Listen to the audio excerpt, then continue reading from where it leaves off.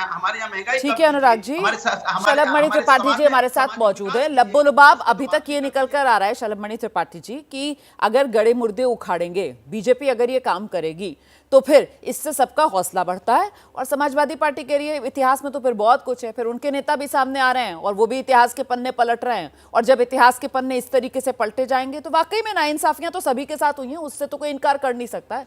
तो फिर सब सुनिए, फिर कहां लेकर जाएंगे इस समाज को? ये नफरती भाषण ही चलते बिल्कुल रहेंगे सर? बिल्कुल रोमाना जी, नाइंसाफी की बात करेंगे और वहीं तक जाएंगे जो इनको पॉलिटिकली सूट करता है। कहते हैं इतिहास में ऐसा हुआ है, पीछे ऐसा हुआ है। पीछे बाबर ने मंदिर तोड़े हैं, ये स्वीकार नहीं करेंगे। पीछे आके औरंगजेब ने बर्बरता की है, ये स्वीकार नहीं करेंगे। क्यों? क्योंकि इनको तो ठेका मिला हुआ है। देखिए, ये गलती इनकी नहीं है, ये गलती 37 सीटों की है। समाजवादी पार्टी को हमारे समाज ने 37 सीटें उत्तर प्रदेश में दी, भुगतिए, भुगतना पड़ेगा। शलभ ऐसे जी, लोगों को शलभ जी, 37 शलभ जी, सीटें दे एक दी। एक सप्लीमेंट्री क्वेश्चन है मेरा। आपने कह दिया कि साहब ये मुझे नहीं बोल तो स्वीकार, रहे नहीं नहीं आप ही के पास आ रहे हो। आपने इनसे कहा ना अभी कि ये स्वीकार नहीं करेंगे कि बाबर ने, औरंगजेब ने हिंदू मंदिर तोड़े। सर ये तो और उससे पीछे इतिहास में लेकर जा रहे हैं। ये तो कह रहे हैं कि हिंदुओं ने किस तरीके से बौद्ध मठों पर कब्जा करके हिंदू मंदिर बना लिए, वो तो वहां लेकर जा रहे हैं सर। इसीलिए मैंने कहा कि ये कहां तक मैं जाएगा वही कह काला रहा हूं। इतिहास। आप उस इतिहास को स्वीकार नहीं, नहीं, करेंगे सर कि बौद्ध मंदिर मठ तोड़कर देखिए, हिंदू मंदिर बनाए गए? यहां तो सवाल अब आगे बढ़ा दिया गया है ना।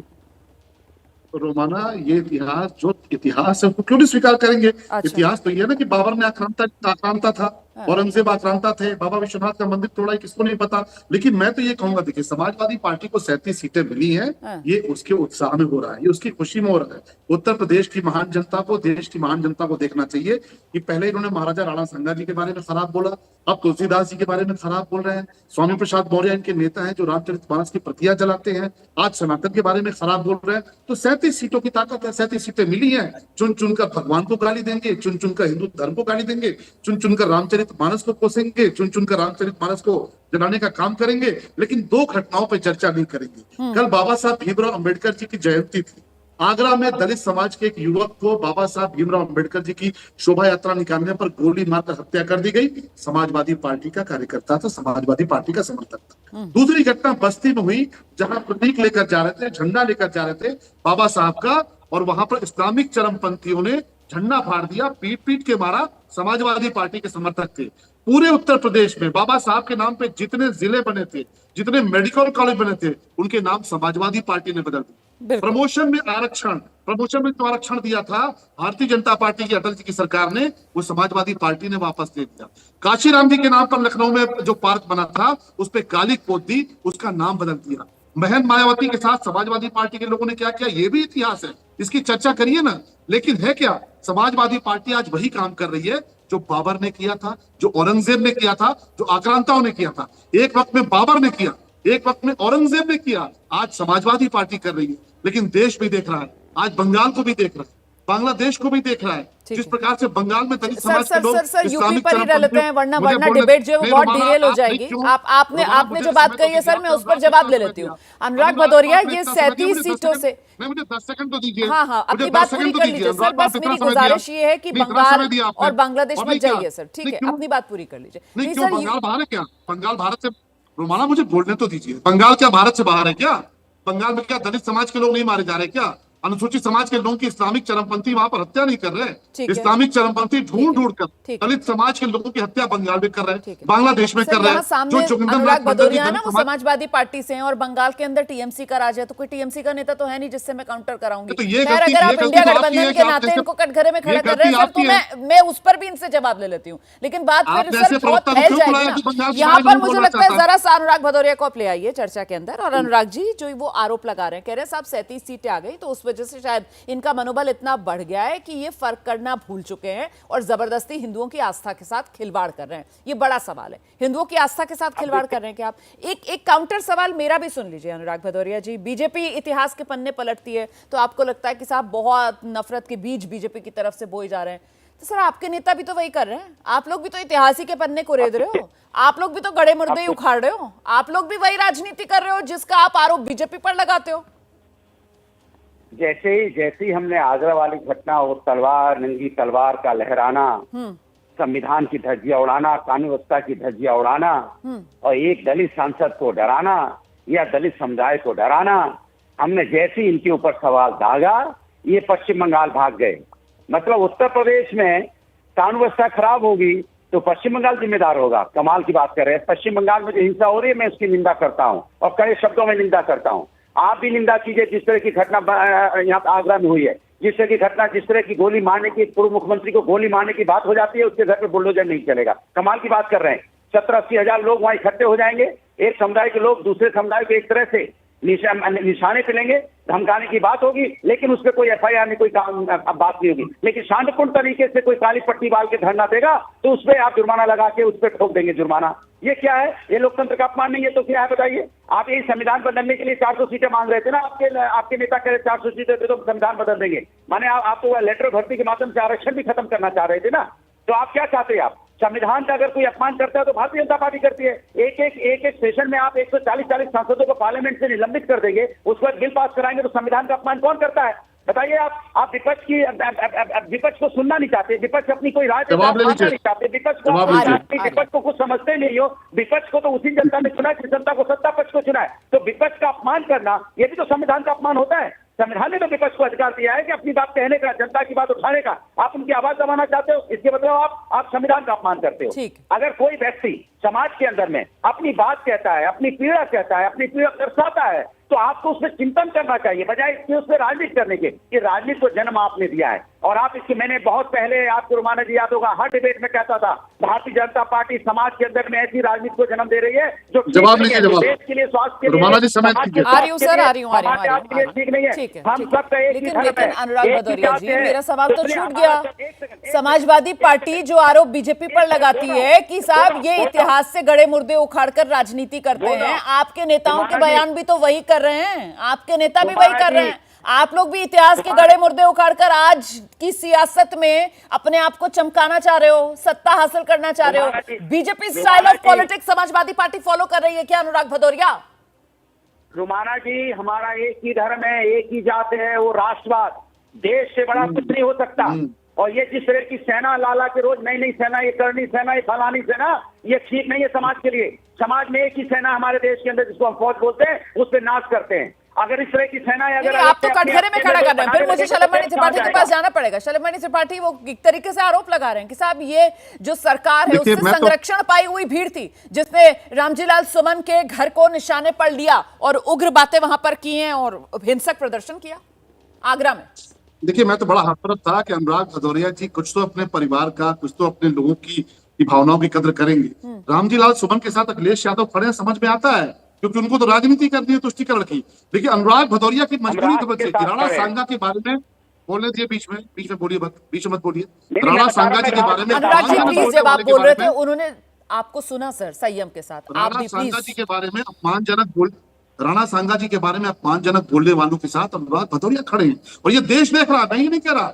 जो समाजवादी पार्टी को सीटें मिली हैं, इनका मनोबल इतना बढ़ चुका है कि ये अभी रामचरितमानस से ऊपर बढ़ेंगे, ये मंदिरों पर हमला करने का प्रयास करेंगे, ये वही काम करेंगे जो बाबर ने किया, जो औरंगजेब ने किया, क्योंकि तुष्टिकरण की राजनीति करना चाहते हैं। बंगाल पे बात नहीं करना चाहते, वहां दलितों की हत्या हो रही, ममता बनर्जी जी की राज में, जिनका प्रचार करने इनके मुखिया जाते हैं, कहते बंगाल क्यों चले जाते हो, क्यों गए अखिलेश यादव वहां प्रचार करने, ममता बनर्जी के साथ क्यों खड़े रहे? तो बंगाल में दलित मारा जाए, समाजवादी पार्टी नहीं बोलेगी। आगरा में दलित समाज के युवक की हत्या समाजवादी पार्टी के लोगों ने बाबा साहब भीमराव अम्बेडकर जी की जयंती के दिन की, उस पर नहीं बोलेंगे। क्यों? क्योंकि तुष्टिकरण की राजनीति करनी है और ये वो लोग हैं जिनकी सरकारों में बाबा साहब भीमराव अम्बेडकर जी की मूर्तियां सबसे ज्यादा खंडित की गई। बहन मायावती जी की मूर्ति खंडित की गई और जिसने खंडित किया उसको इनाम दिया, समाजवादी पार्टी ने जाके उसको पुरस्कार दिया। जिस अमित जानी ने बहन मायावती जी की मूर्ति तोड़ी, काशीराम जी की मूर्ति तोड़ी, बाबा साहब की मूर्ति तोड़ी, उस अमित जानी को समाजवादी पार्टी सम्मानित करती है। बाबा साहब भीमराव अम्बेडकर सबसे बड़े भूमाफिया ये आजम खान कहते हैं, इनके सबसे बड़े नेता है। ये इनकी नीति है। ये जब मौका पाएंगे हिंदुओं को बांटने का प्रयास करेंगे और पहले बांटेंगे हिंदू को, उसके बाद हिंदुओं को काटेंगे। जैसे 400 दंगे कराए, 400 दंगे, मुजफ्फरनगर में दंगे हुए, उत्तर प्रदेश के हर कोने में दंगे हुए। तो हिंदू को बांटो, उसके बाद काटो। ये समाजवादी पार्टी की नीति है और इसीलिए मैं फिर कहता हूं जो काम बाबर नहीं कर पाया, जो बड़ा आरोप आप लगा रहे हैं, मैं समाजवादी पार्टी के पास चल रही हूं सर इन आरोपों को लेकर। अनुराग भदौरिया, वो जो पीडीए वाली राजनीति है उसको अगर मकाम तक पहुंचाना है तो फिर हिंदुओं का बंटवारा जरूरी है। इसी वजह से दलितों के बीच आपकी पार्टी के नेता जाकर ये प्रचार प्रसार कर रहे हैं, हम नकली हिंदू। मतलब कहना क्या चाह रहे हैं? हम नकली हिंदू, वो दलितों को नकली हिंदू क्यों कह रहे हैं? अब सुन लीजिए, इन्होंने राणा सांगा जी की बात की। मैंने पहले ही बोला था, राणा सांगा जी महान थे, महान हैं, महान रहेंगे। बीजेपी के चिल्लाने से कुछ नहीं होगा। ये रामजीलाल सुमन को बता दीजिए ना सर, बीजेपी को बताने से कुछ नहीं होगा। राणा सांगा महान थे, महान हैं, महान रहेंगे, ये तो आपको रामजीलाल सुमन को बताना चाहिए। सुन तो लीजिए ना, सुन जी लीजिए, जी, मैं आगे आइए तो बोल लूं। आइए। उन्होंने भी अपनी बात साफ साफ कह दी है कि हमारी जो बात है उसको स्पंज कर दिया जाए, उसके रिकॉर्ड से हटा दिया जाए। साफ साफ उन्होंने बोला है। लेकिन भारतीय जनता पार्टी को राजनीति करनी है। आप बताइए, इस देश में कानून है, न्यायपालिका है, किसी को सजा देनी है तो न्यायपालिका देगा, कानून सजा देगा। अगर हम सब कानून अपने हाथ में लेने लगेंगे, तलवारें लहराने लगेंगे, और तो इसका मतलब क्या होगा? फिर राष्ट्र को कहां ले जाएंगे? राष्ट्र सर्वोपरि होना चाहिए ना। किसी भी जाति, किसी भी धर्म से राष्ट्र सर्वोपरि है। अगर किसी ने गलती की है तो आप उसकी शिकायत कीजिए, कानूनी कार्रवाई कीजिए, हमें भी अच्छा लगेगा। लेकिन जब राष्ट्र की बात होगी तो हमें राष्ट्र के हिसाब से चलना पड़ेगा। ऐसा तो नहीं कि हम अपनी ये तीसरी बार है जब अनुराग भदौरिया आगरा में जो हुआ उसको लेकर सवाल उठा रहे हैं। तीसरी बार वो सवाल उठा रहे हैं आगरा में जो हुआ उसको लेकर। इस पर शलभ मणि जी अगर आप चाहें तो जरूर जवाब दीजिएगा, क्योंकि अभी तक इस पर स्पेसिफिक जवाब नहीं मिला। अनुराग जी, मैं सिर्फ उसको अंडरलाइन कर रही थी। अपनी बात जल्दी से पूरी कीजिए अनुराग जी, उसके बाद शलभ जी आ रही हूँ आपके पास। आ रही हूँ शलभ जी, आ रही हूँ। आइए अनुराग जी, अपनी बात पूरी कीजिए। बात पूरी हो जाए। बार बार मुझे सलमनी जी, आपको इस बात का घमंड हो ना हो, मुझे घमंड है कि मैं क्षत्रिय परिवार से आता हूँ। उससे भी ज्यादा घमंड है कि मैं हिंदुस्तानी हूँ। उससे भी ज्यादा घमंड है कि मैं भारतीय हूँ। उससे भी ज्यादा घमंड है कि मैं सनातन से आता हूँ। सनातन क्या बताता है? सब धर्मों का सम्मान, सभी का आदर, प्यार, मोहब्बत, सबको अपनाना। सनातन कभी नहीं सिखाता। समय दीजिए भाई, आपके पास ही आऊंगी सर, आप ही दो लोग हैं।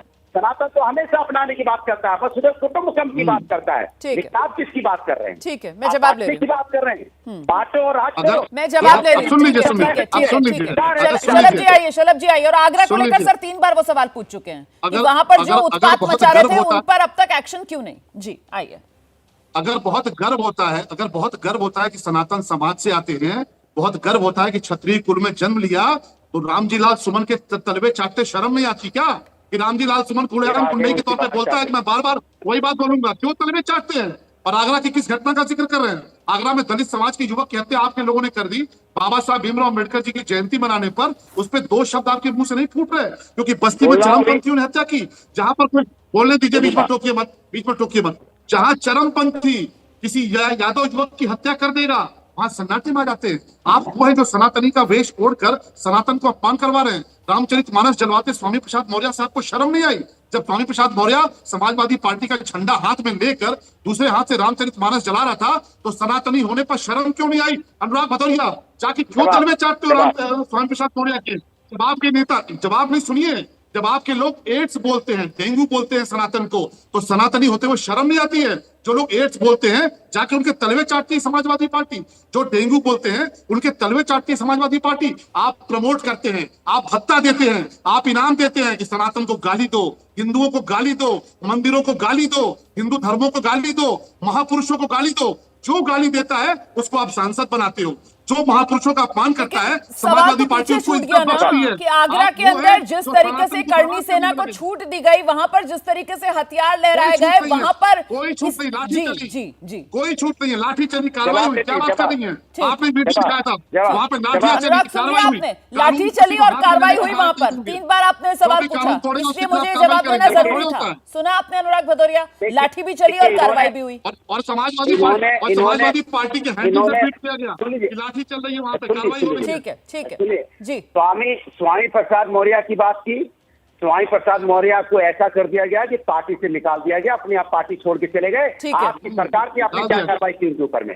उन्होंने रामचरितमानस जलाई तो आपने क्या कार्रवाई की? उसको इनाम क्या कार्रवाई की आपने? मैं आपसे पूछ रहा हूँ। चलिए सर, समय इतना ही है मेरे पास। बहुत बहुत धन्यवाद आप दोनों का हमारे साथ जुड़ने के लिए इस चर्चा में। कुल मिलाकर आस्था पर ये सियासत थमने का नाम नहीं ले रही है और कुल मिलाकर बात राणा सांगा से निकलकर अब रामचरितमानस तक पहुंच गई है, तुलसीदास तक पहुंच गई है।